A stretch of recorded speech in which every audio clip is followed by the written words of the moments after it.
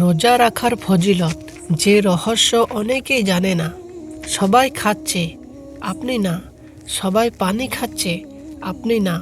কেউ দেখছে না, কেউ জোর করছে না, তবুও আপনি থেমে আছেন কেন?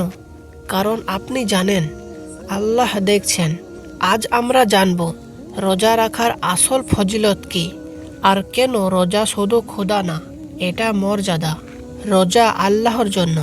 হাদিসে কুরসিতে আল্লাহ বলেন, রোজা আমার জন্য, আর এর প্রতিদান আমি নিজেই দেব। দেখুন, নামাজে সওয়াব আছে, জাকাতে সওয়াব আছে, কিন্তু রোজার ব্যাপারে আল্লাহ বলেন, আমি নিজেই প্রতিদান দেব। মানে এর হিসাবও আপনি কল্পনা করতে পারবেন না। নম্বর ১, গুনাহ মাপের বড় সুযোগ। রাসূল সাল্লাল্লাহু আলাইহি ওয়াসাল্লাম বলেছেন, যে ব্যক্তি ঈমান ও সওয়াবের আশায় রমজানে রোজা রাখে, তার পূর্বের গুনাহ মাফ করে দেওয়া হয়। ভাবুন, কত ভুল, কত গুনাহ এক মাসে রোজা সব মুছে দিতে পারে।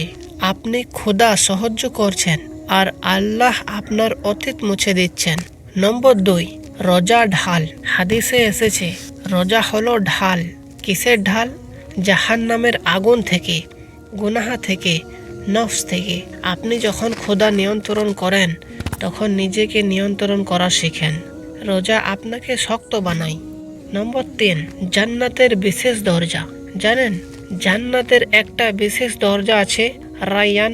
এই দরজা দিয়ে শুধু রোজাদাররা প্রবেশ করবে। সেদিন ঘোষণা হবে, রোজাদাররা কোথায়? ভাবুন, আপনার নাম ডাকা হচ্ছে। আজকের খোদা, সেই দিনের সম্মান। নম্বর ৪, দোয়া কবুলের সময়। রোজাদারদের দোয়া ফেরত দেওয়া হয় না, বিশেষ করে ইফতারের সময়।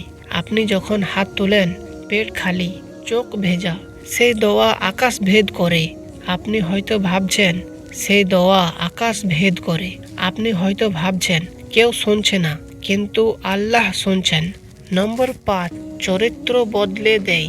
রোজা শুধু পেটের না, রোজা চোখের, রোজা জিহবার, রোজা মনের। গীবত কমে, রাগ কমে, অহংকার ভাঙে।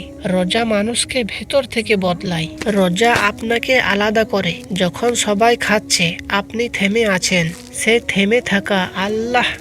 থেমে থাকা আপনাকে আলাদা বানায়। রোজা প্রমাণ করে আপনি আল্লাহকে অগ্রাধিকার দেন, আর যখন আপনি আল্লাহকে বেছে নেন, আল্লাহ আপনাকে বেছে নেন। রোজা কষ্ট না, রোজা সম্মান। রোজা শুধু এক মাসের ইবাদত না, এটা এক মাসের প্রশিক্ষণ। এই এক মাস আপনাকে সারা জীবনের জন্য বদলাতে পারে।